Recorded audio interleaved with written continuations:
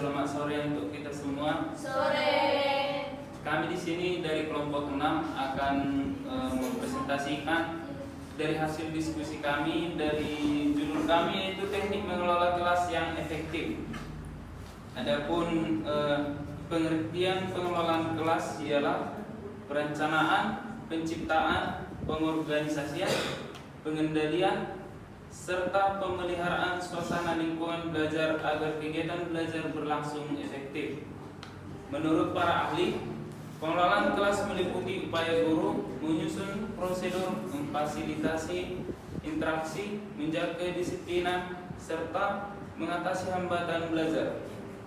Tujuan utama pengelolaan kelas adalah menciptakan kondisi yang memungkinkan siswa belajar dengan nyaman, tertib, dan terarah sehingga tujuan pembelajaran dapat tercapai. Dan yang kedua yaitu prinsip-prinsip pengelolaan kelas yang efektif. Yang pertama, prinsip keadilan dan konsistensi. Yang kedua, prinsip preventif ataupun pencegahan lebih baik daripada penanganan. Yang ketiga, prinsip kejelasan aturan dan prosedur. Dan yang keempat, prinsip keteladanan guru. Kelima, prinsip hubungan positif antara guru dan siswa.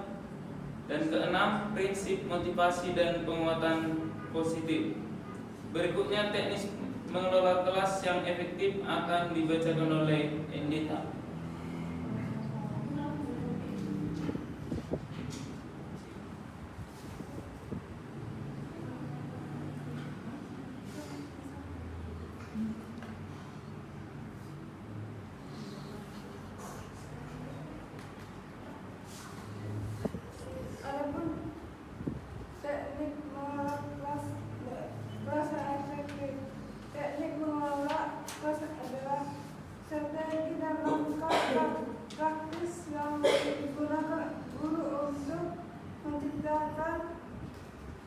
Mempertahankan dan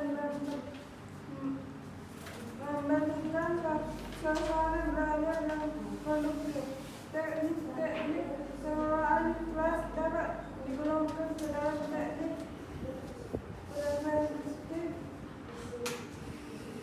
dan teknik kuratif. Teknik preventif adalah teknik untuk mencegah timbulnya tingkah laku siswa yang mengganggu kegiatan belajar.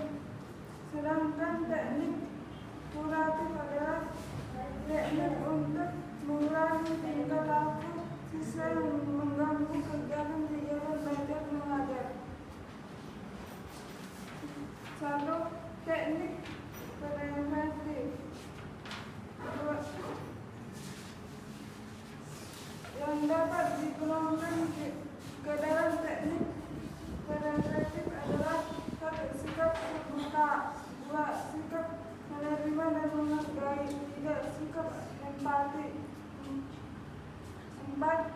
Sikap demokratik, 5. Mengarahkan siswa kepada tujuan kelompok, 7. Menghasilkan antar kelompok yang disepakati siswa, 8. Menguasai siswa, 9. Memperjelas komunikasi, 10. Memajukan kehadiran.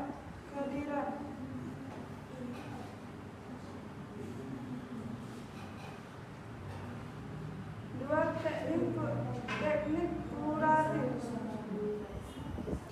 yang dapat digolongkan di dalam teknik kuratif adalah 1. Menguatkan negatif, 2. Penghapusan, 3. Hukum, 4.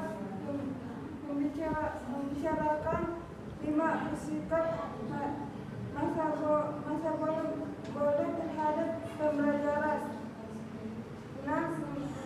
Menjaga fokus untuk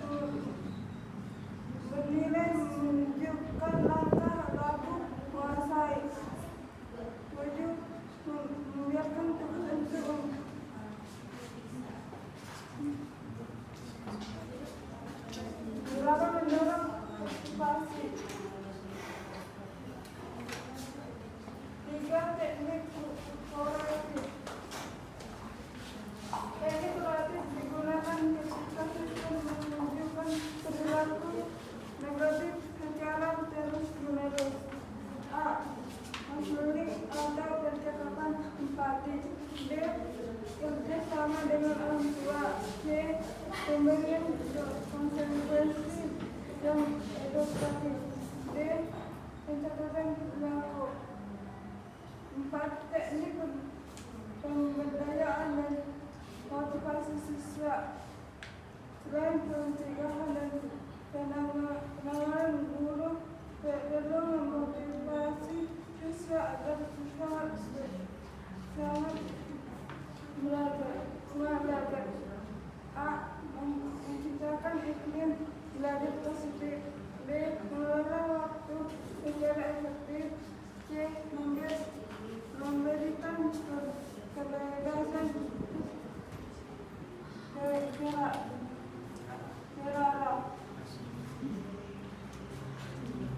Mengelola kelas dengan efektif.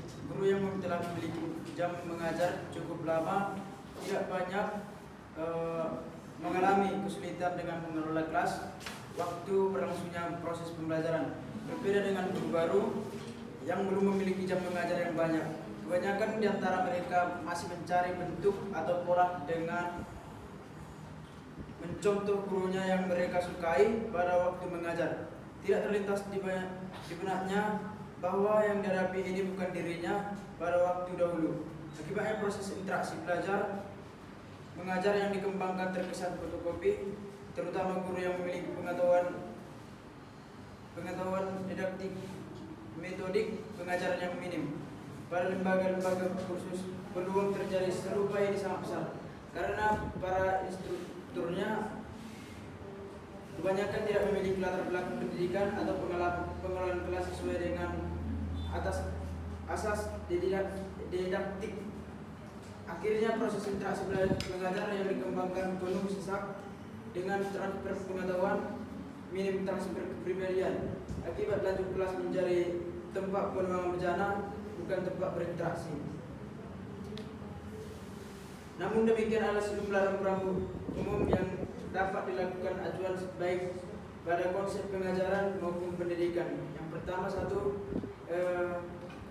kelas dikelola dengan pola semua keperluan. Lingkungan fisik tempat belajar mempunyai pengaruh penting terhadap hasil pembuatan belajar. A. Ruang tempat berlangsungnya proses pembelajaran. Ruang tempat belajar harus memungkinkan semua bergerak leluasa, tidak terdesak-desak yang saling mengganggu antar peserta didik yang satu dengan yang lainnya pada saat melakukan aktivitas belajar. Kedua, pencahayaan dan kebisingan. Jendela harus cukup besar sehingga memungkinkan cahaya matahari masuk, udara sehat dan ventilasi yang baik sehingga peserta didik dalam kelas dapat menghirup udara segar yang cukup mengandung oksigen. Yang ketiga, tata letak pengaturan kursi.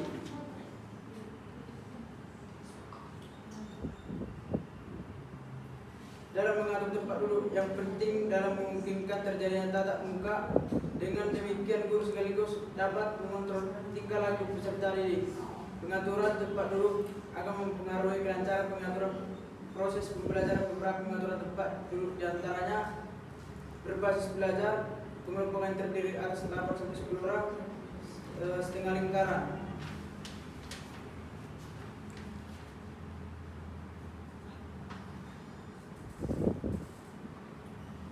Baik, adapun kesimpulan dari hasil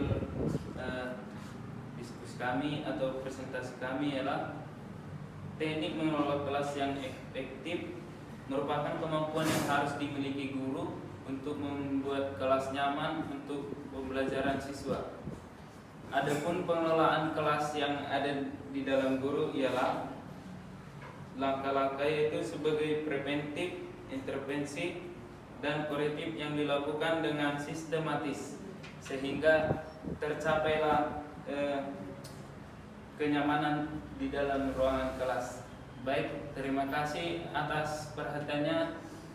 Sekali lagi kami ucapkan terima kasih.